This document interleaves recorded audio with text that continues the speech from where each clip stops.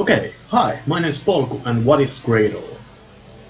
First of all, I must say this will be pretty spoilerific, or there is a great risk for spoilers in this review, and this is actually a review because I have finished the game and done pretty much all the achievements by accident. It was supposed to be a first impressions video, but I got so engaged on the story, so I played it all the way through, so sorry about that. But what is Cradle? Cradle is a walking sim or virtual installation style of game, although it has some interaction and quite heavy emphasis on exploration and finding little pieces of information all around the world. It came out in late 2015. I purchased it right away, but I'm just doing the review now because I thought this is good first review to make. I thought I'd made Carmageddon Reincarnation one, but I played it about 3 hours and then I started to feel like I'm coming fatigued from the game, so I thought I should play it more to get more accurate impression of the game. But to this game, it's made by Flying Cafe for Semi-Animals. It's a Ukrainian studio. Already lost my train of thought. But this game it's slightly buggy still, and it's missing some features, I think, in the settings menu. There is quite a lot. There is some already. There's texture quality. This slider, I don't know what this does. It would be nice to know what this slider actually did. There wasn't quite a few slider originally, but they added it a couple of patches ago. It goes up to 80, but I was able to play it at the original 50, but now that it is here, I raised it to 75. Here is all the keyboard commands, how used. Unfortunately, you cannot rebind them, but at the positive side, they added the gamepad controls here, but these are also not rebindable, which is not great, but it's nice to have finally the controller support, at least. But I would like to see those be rebindable, everything here. Sound and music volume, it's okay. Maybe master volume would be nice also to have. Mouse sensitivity, I give it about here. There is still some slight weirdness with my mouse. It feels like some form of acceleration, I'm not sure, but here it's tolerable, and I like to play it here with these settings. Let's actually jump in and show you a little bit of the gameplay. I'm not sure. I think this where I'm starting is something like 2 to 3 hours in. I'm pretty sure. Yes, I think this is about 2 to 3 hours in, depending how much you do wandering. And straight away you see this game has just this beautiful art style. It's just pretty much breathtaking. I saw this first press release shots from this game and I was sold. This is just beautiful. Here is Ida. She's main character in this game. I won't talk about her just yet. I'll talk about her a little bit later. I'll show a little bit about the world and some interaction in it before I talk to her. And I'll avoid talking to her as long as I can because there is pretty surely a spoiler in that conversation.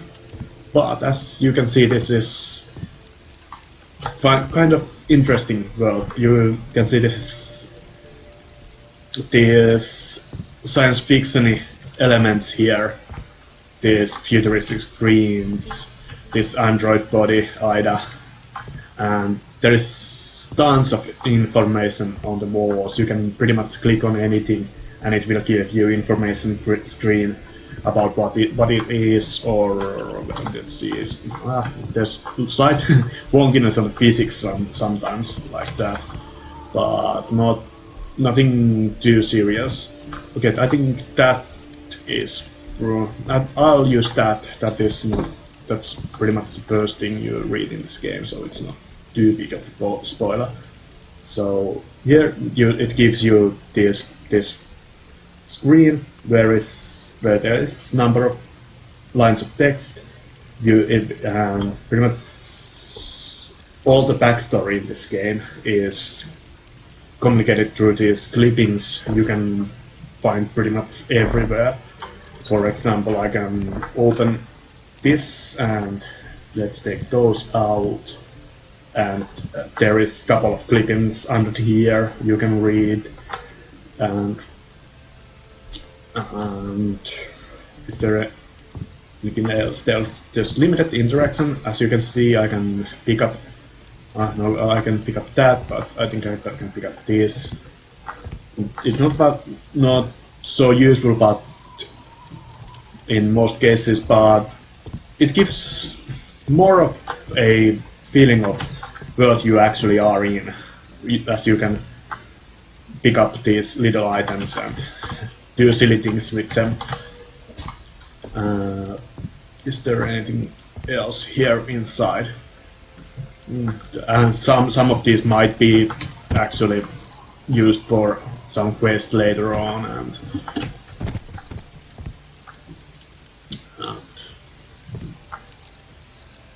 so what do I have then? Let's actually go outside there.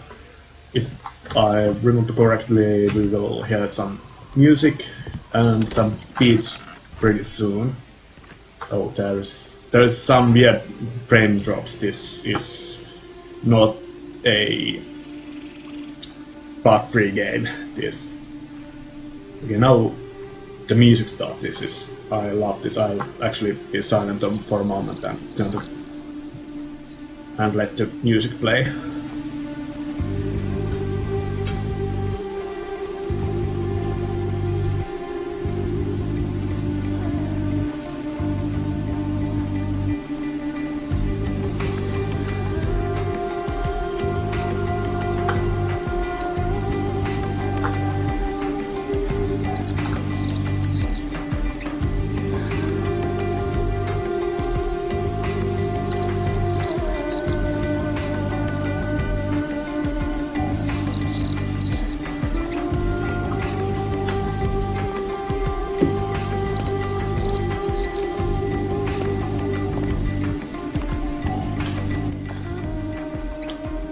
So as you can hear and see, this is pretty much very well stylized game. The music is ethereal and it's just great. Let's go to this other area here, and I think we'll hear a little bit of dialogue from Ida. She gives a slight voiceover here, and it will contain some spoiler, so be warned. And I'll be silent so you can hear the voice acting.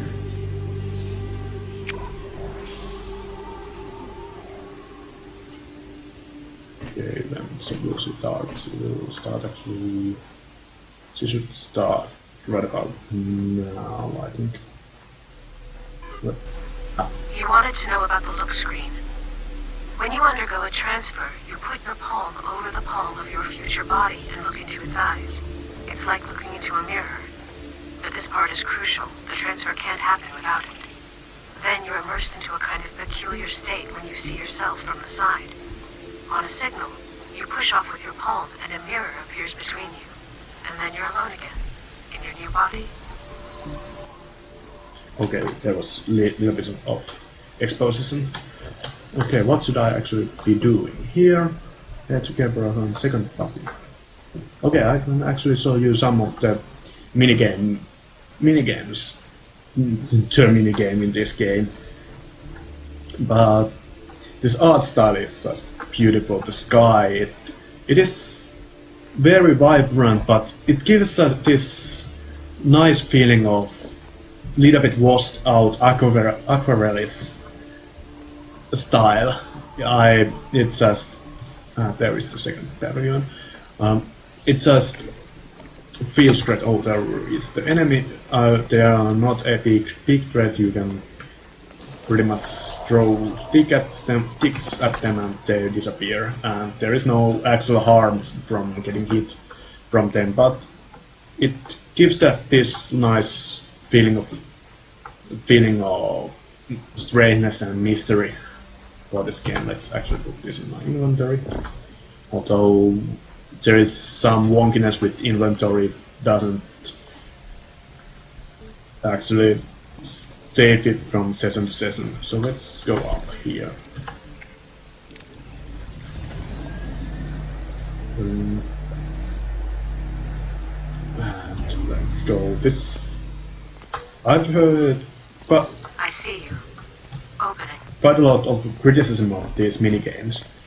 There is people have been complaining that they feel odd, and I feel with them they feel odd, but as the story progresses, these actually start to make sense, and you feel that the off feeling of these parts is supposed to be that way. But so let's go into this minigame. There's also these are not very interesting. I'll show you a little bit of them and explain how they work, then I'll most likely cut the rest of the out and then go on.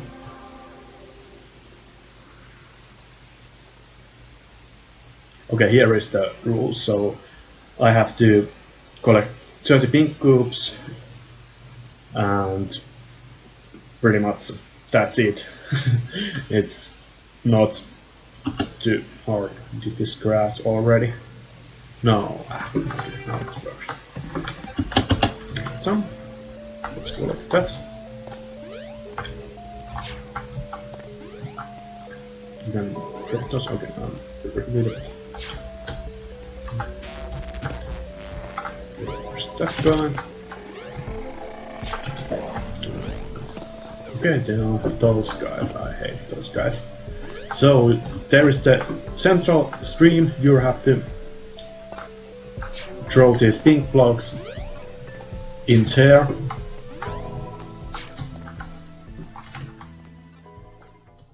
There goes the last one. Oh, this gives slightly more interesting pacing for this game. They vary the game up a little bit, although they can feel a bit sorry. So, and there is a huge spoiler here, I think. please close your eyes and ears if you don't want to hear it. Okay, this, let's put it in my inventory so I don't lose it. Let's go down the slide. Woo-hoo.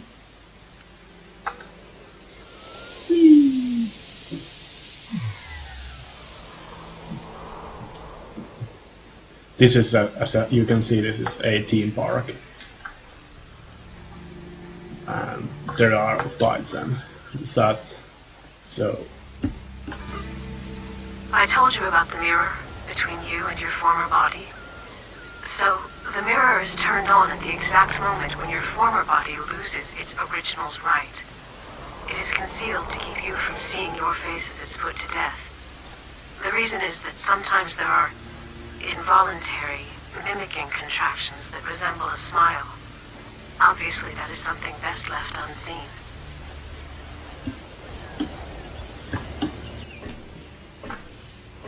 Okay, there was another bit of dialogue. Not to spoil with it, but those pieces, little by little, give you the impression what has happened to the world and what's come of human race. And oh, there is another character. There is practically 3 characters in this game. We have Enebis, who is you. We have Aida, and then we have this fellow who is quite interesting fellow. I'll again warn you about spoilers, so I can when I'm talking to him. So big spoiler for warning. Have you got a death wish? Why would you go there? Where? Oh, nowhere. Did you bring the flowers? Here you go. Attaboy. Here is your lens. My word is my bond. I'm not even going to ask what you want with it. I don't know what's going on in your head today. And I don't want to know. So here is the dialogue tree. And it's pretty much linear. You just ask the question here. Tabaha, what do you know about this amusement park? Stay away from it if you know what's good for you. Why do you think it's been fenced off? Because you shouldn't go in there. You'll be better off. This is the huge selling point in this game. Is eyes on the characters. Their other parts of their face doesn't move. Only the eyes, and it gives such a what's the right word? Living feeling of this. They are so what's the word? Expressive with their eyes. It's this. I love this art style. So let's talk to the rest through this dialogue.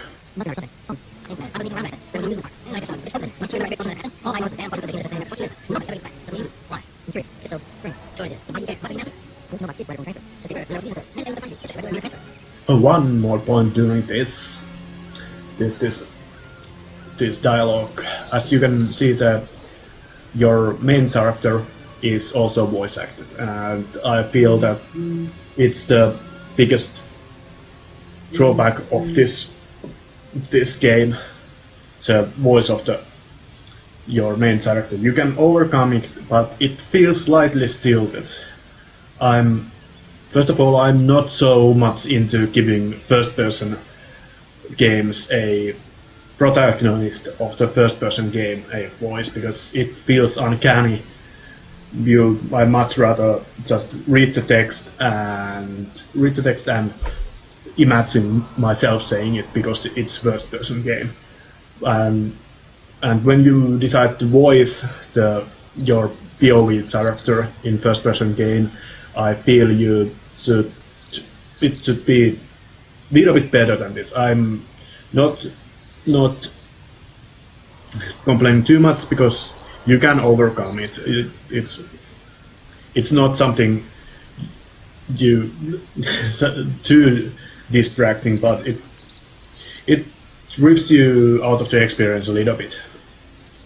But let's actually now talk this conversation through. But Tabaha, they don't do transfers to kids.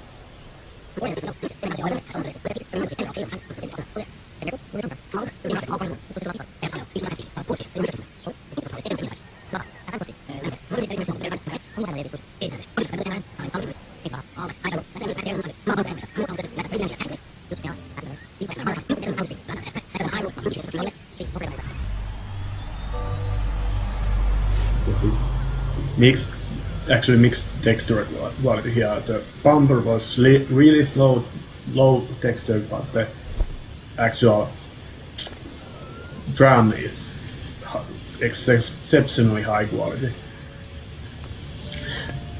There is slight variation in texture quality here and there, but overall it's pretty good, as you can see.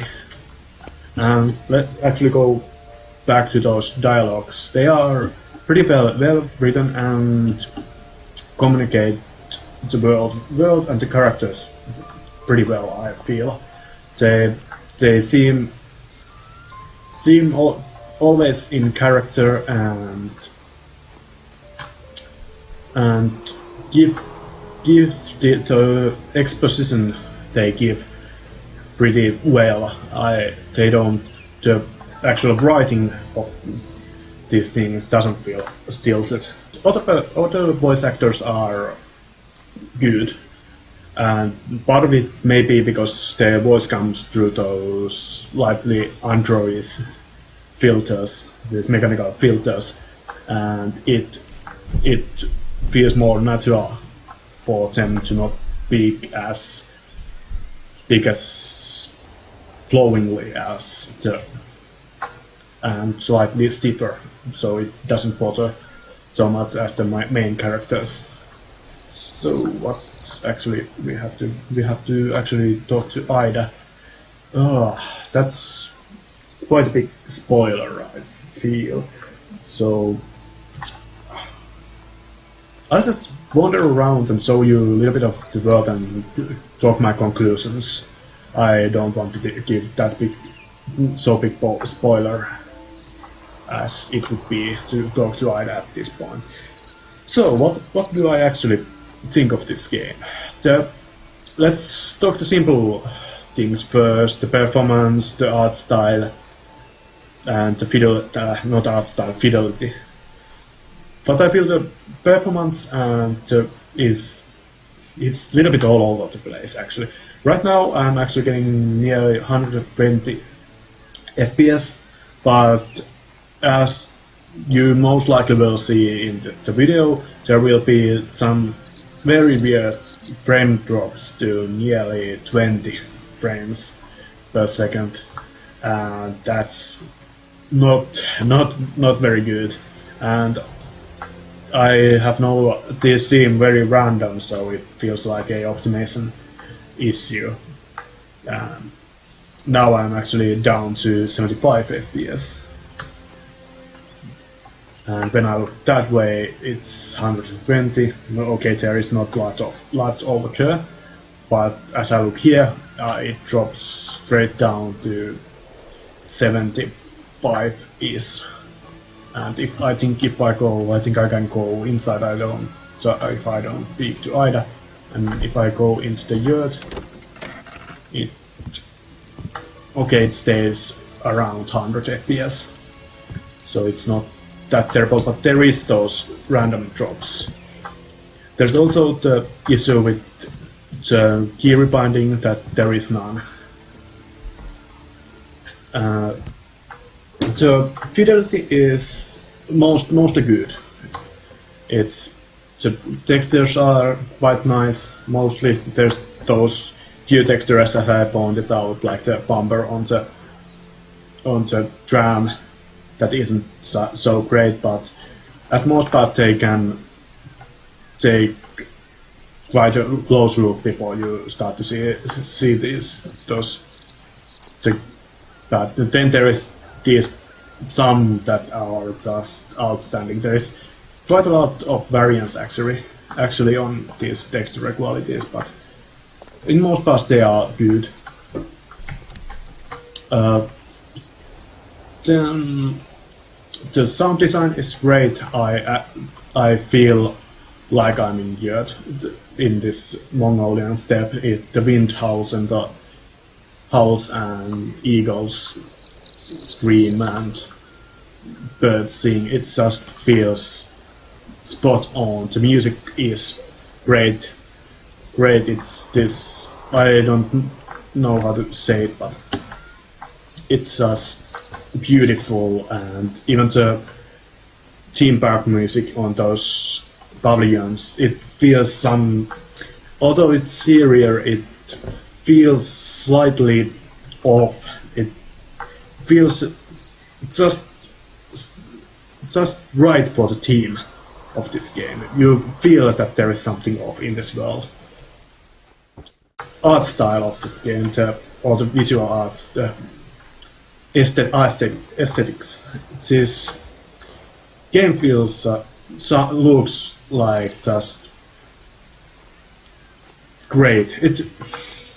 It conveys this feeling of mixture of reality and aquarelle painting. It feels forced out but realistic. It feels cartoony but still just right. It just is such a well thought out aesthetic. I'm pretty much in love with this game's aesthetic, and the game is pretty much exploration game. So I feel there is a little bit of dissonance between the story-driven in narrative with Ida, whom I haven't speak lots because pretty much all her dialogue is story dialogue, so it would be a spoiler. But that dialogue starts to drive urgency quite early on, and core gameplay of this exploration, finding things around here, walking the way to the Gerber Garden there. This feels serene. There is this dissonance between the gameplay and story. I feel like there should be more breathing room in the dialogue also, more idle conversation with those characters, so we could get a little bit more out of their personalities. We get plenty in the conversations that are in this game, but I feel like I would have loved to have more of these idle conversations and actual interaction with the main characters. But everything that is in the game is pretty well written. There is some